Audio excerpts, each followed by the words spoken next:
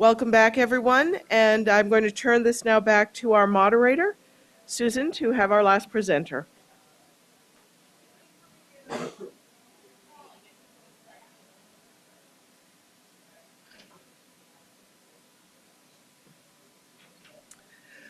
Well, thank you. It's a pleasure to get ready to start the second half of this session, focusing on the challenges that we have as we think about training the workforce for the future. This opportunity now is with Dr. Therese Wolpaw, who serves as the Vice Dean for Educational Affairs at the Penn State College of Medicine, and she'll be describing a new strategy that they're using to train our young physicians and healthcare professionals in roles that help them bring value in a new way to our healthcare systems. So instead of the model that we've traditionally used, where we go out as educators, hat in hand, saying, please take my student, please take my student, we've got some new models out there that we're working on to try and say we're equal partners in improving the healthcare system. So join me in welcoming Dr. Wolpaw. Thank you very much. My thanks to the Institute of Medicine, to the Global Forum, and to the AMA and Susan Schoschelak for inviting me on behalf of Penn State to share some information with you on a new curriculum design. I'd like to share and talk with you about medical students as patient navigators, which I think is a curriculum design that really heralds for me where the future of medical education, number one, should go. It is beginning to go and certainly needs to continue to go. I think when we talk about curriculum design, curriculum innovation, it is really difficult for me to do that without first looking at where the health system is going in the future. So let me share my thoughts on that with you.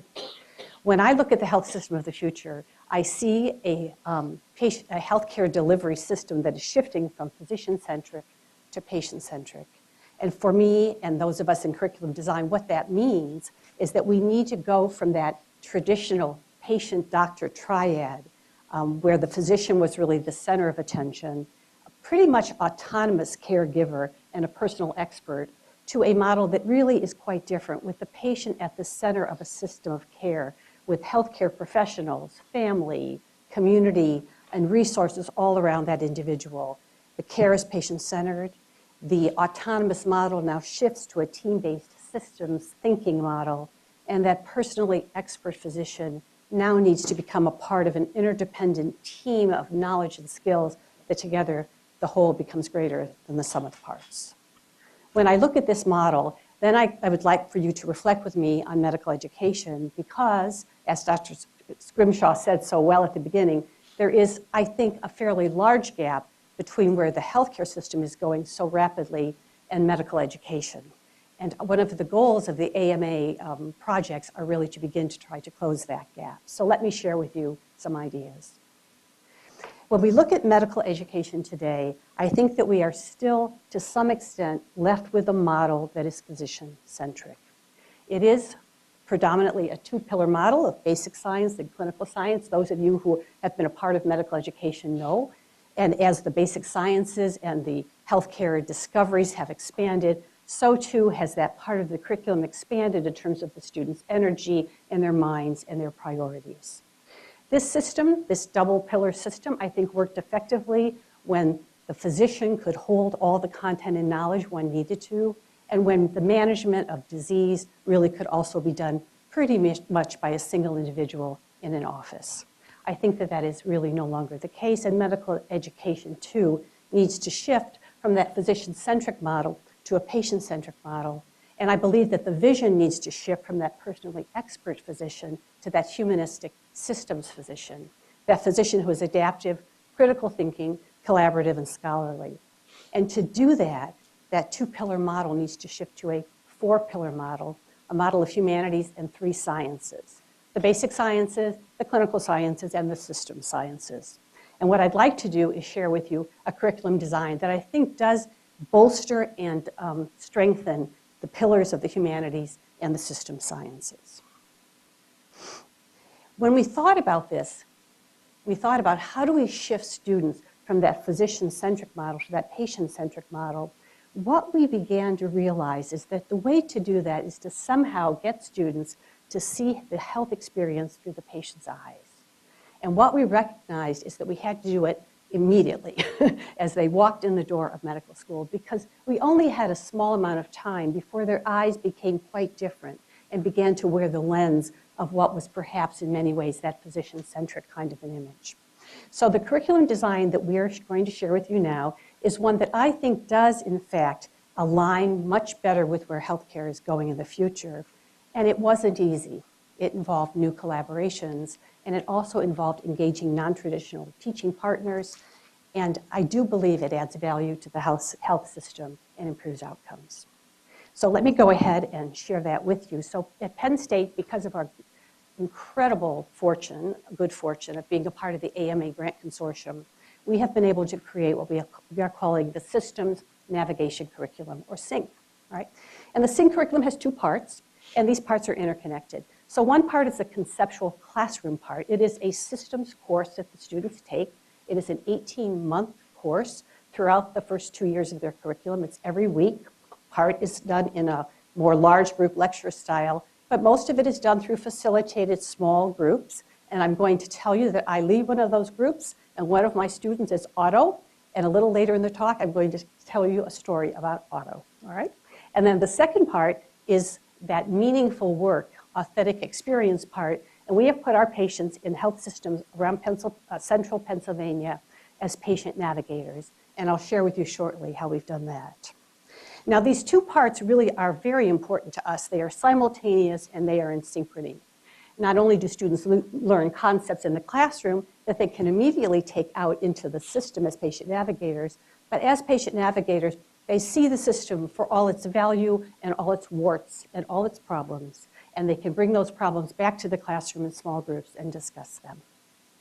So let me start with the classroom component. The classroom component is a systems course in healthcare delivery science. Quite honestly, the first challenge that we had was figuring out what content was going to go into this kind of a course, because as you've all reflected already, this is not the typical kind of thing that medical educators teach or have been a part of. So this course has components as well as themes, components such as structures, processes, and individuals within the health system, health policy and economics. You can see population health, healthcare improvement, and then domains such as leadership, teamwork, evidence-based medicine, ethics and professionalism. But what I want to share with you is how we managed to be able to bring this course to our students. This required design partners that were outside of our box. Dr. Campos, I cannot agree with you more. We were living in a box, and though there was pressure coming from the outside, I think what happened is we didn't realize that this box had doors. We simply had not been looking for those doors. And when we began to look, what we found is those doors were not locked. And they were quite easy for us to use to step outside of our own sort of world of medical education and begin to enter the world of others and share. So we began to have partners in the Penn State Hershey Health System among the administration. Our chief operating officer is one of the co-PIs on the grant. We worked with the health policy and administration faculty at Penn State. We had never gone to that department before. We went to the public health sciences faculty. And it was, I think I remember in my grant telling Susan, it was like a treasure hunt. Everywhere we looked, we found people that could be a part of this very exciting curriculum that we knew was the right kind of curriculum for students. We went to Highmark Insurance and had the opportunity to work with leaders in the insurance industry to understand the kinds of content that they really felt physicians needed to know, to the Department of Health and then outside our own health system to other health systems around us. So that was it. That's how we designed it. Now, the second piece, in addition to the classroom, is the patient navigator piece. So let me share with you the concept of patient navigators, though it's been touched on in many ways this morning already. This concept, or this idea, really began, at least in the United States, with Dr. Harold Freeman. And we had the privilege of having Dr. Freeman come to us and tell us about the patient navigation and advise us. Dr. Freeman is a surgeon, a breast surgeon in Harlem, who predominantly operated on cancer patients. And what he saw in his practice in Harlem was that people came to him with diseases so far advanced that though he had skills that could have been of help to these patients, their disease was so far along that he couldn't. So he began to bring together healthcare providers, predominantly community-based, and train them to engage with the patient through their full continuum of care, to be sure to resolve barriers of care, and to help to be sure that their care was as seamless, quick, and efficient as possible. We took Dr. Freeman's concept and translated that a bit, transformed it a bit, to students as patient navigators. So at Penn State College of Medicine, our medical students walk in the door and begin to be trained as patient navigators. They are learning and practicing the skill and art of guiding patients to overcome barriers that are imposed by our healthcare system. Now, what kind of barriers can students help patients overcome? They are numerous. We've listed just a few. Literacy issues, communication issues, cultural issues, financial issues, insurance issues, transportation issues, loneliness issues. They are quite enormous. I think the best way to help you to see that is to listen to our students. I think my experience as a patient navigator Can will you help hear? me be a better physician. It allows me to see patients in a different environment than I would if I actually go and sit with my patient in their home and talk to them about their experience with the healthcare field.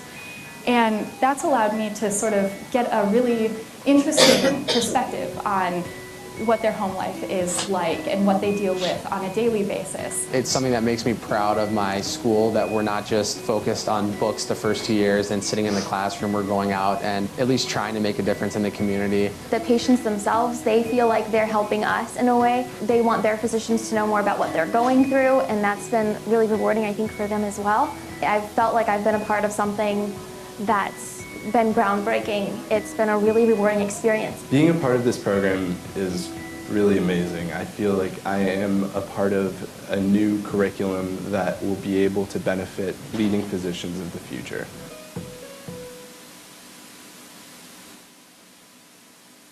I don't think I could say it any better. So our students are at sites all over central Pennsylvania. We have created collaborations among many, many systems and agencies. In fact, we are now up to, I believe it's 28 sites. I'll keep going here until we get them all on the board for you. And there we go, 24 clinical sites in 9 different health systems. What I think is remarkable, too, is the teachers. These are non-traditional teaching partners, very much both inside and outside of academia. And you can see that in our initial sites, we had just 2 physicians as the main teachers for the students, but we had care coordinators, patient navigators, nurses, and case managers. So the students are being role modeled, mentored, and seeing patient care through the eyes of many different kind of providers within the interprofessional healthcare team. Now, these are just some of the different sites students go to, and I think you will be quite interested in the enormity and variety of these sites. They're in Lebanon Valley Clinic, which is a clinic for the non-insured. They're within various health systems. They're in the Pennsylvania Department of Health. The Pinnacle Health System in Harrisburg has embraced our students in almost every kind of opportunity for care coordination you can imagine, from heart failure through spine, through kidney, through high utilizers. They're at the Psychiatric Institute. They are in family medicine clinics. They're in bundled payment clinics, weight loss clinics, cancer clinics. They'll be at the VA Medical Center this year. They'll be at the Penn National Racetrack, helping there with some of the migrant people who come in and out of the racetrack. They'll be in the emergency department. They'll be again in Harrisburg at clinics for the under and non-insured. They'll be in rehab units, palliative care, and so on. So they're everywhere. So how do students learn this skill set? So I've given you a card that we give to all of our students. And this is the cycle that they learn as they become oriented to their role as a student-patient navigator. They learn to build a story. They learn to make a diagnosis. In this case, the diagnosis is the challenges and barriers to healthcare that the patients will encounter. They need to learn how to communicate that story to other members of the healthcare team. And then they need to make a difference by implementing changes. And then for themselves to reflect on their boundaries, to reflect on their biases, and to understand what are their limitations and what are their roles. What kinds of questions do students ask their patients? If you look on the back, I think perhaps you will be quite touched by these. Can you tell me a little about yourself? What's most important to you? Or questions like, what's been the hardest part of your illness? What are you hoping for? Or understanding the patient's explanatory model. I'm interested in hearing what you think. What do you worry about the most, or what do you think is going on? So this is the kind of orientation and skill set that the students are learning. Now, you might say, who teaches them? Well, actually, it's the patient navigators. We have brought the patient navigators into our classroom. So during their orientation, the students work with standardized patients who take on the role of high utilizer patients. The students have an opportunity in the classroom to interview these standardized patients. And then they go to our large group setting where a real patient navigator interviews that same standardized patient. And the students have the opportunity to compare and contrast. And then in the following week, the students write up the story of the patient. And then the patient navigator returns to their classroom with their own write-up. And once again, they can compare and contrast. What I think has been so remarkable is to watch what happens to the students. The students become empowered. They truly take on a sense of agency to make a difference in their own patients, but also in the various agencies and settings where they work and where they learn. Now let me come back to Otto. So Otto is a student in my small group. I am one of the teachers in this health systems curriculum that meets once a week, and I have a small group of 8 students that I've had all this year and will have all this next year. And Otto came to our group last Thursday. This, by the way, is an entirely true story. And he said, I have to tell you about my patient navigation experience to the small group. And he began to tell us this story. Otto and his partner went to do a home visit, as most of our navigators do, with a woman who lives in a fairly under-resourced area of the city. And when they came into her house, they'd seen her before, you know. The house was fairly disheveled and out of order, and she asked if they could just help her clean up the house, which they proceeded to do. And they were very happy doing that. So they began to help her put things away at the house. And then as they were doing that, she said to them, do you mind taking the bandage off my leg? Because I think there's some water coming out of my leg. And so the 2 students began to use their young doctor skills and took that bandage off the patient's leg and began to look. They recognized that she did indeed have swelling. She had edema and probably needed to have something taken care of. And then the patient said to them, do you think I need to see a doctor? And they said, well, wait a minute, we'll find out. So they called their care coordinator and explained to the care coordinator what they saw, using, again, their young doctor skills, not only about the edema, but they also mentioned she didn't have a fever and she seemed to be feeling pretty good. And the care coordinator said, well, let's have her get in tomorrow. So the students then, in the patient's home, arranged an appointment and arranged transportation. They didn't leave. They then helped the patient to sort and manage her medications for the week. And then that next day, that patient saw the doctor with the transportation that the students had arranged. So that's Otto's story. And what he said is, for him, he felt that it was the ultimate in bringing together his role as a young medical student clinician and his role as a patient navigator. And all I can say is, yes, that was what we were hoping for. So what about this? Is this a model that could only happen in one setting? Well, actually, we think not. Not only not in one setting, but I think not only with one group of health professionals. We're very interested in trying to integrate physician assistants into this model because we have a new physician assistant program at Penn State. We certainly are getting phone calls, as Libby is too, I know, from schools across the country really interested in some of the work going on with the different schools in the AMA consortium. But actually, we also think it has global possibilities.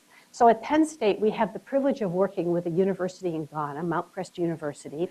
And Mount Crest is working to open the first private medical school in Ghana. There are 5 public medical schools, but this will be the first private medical school.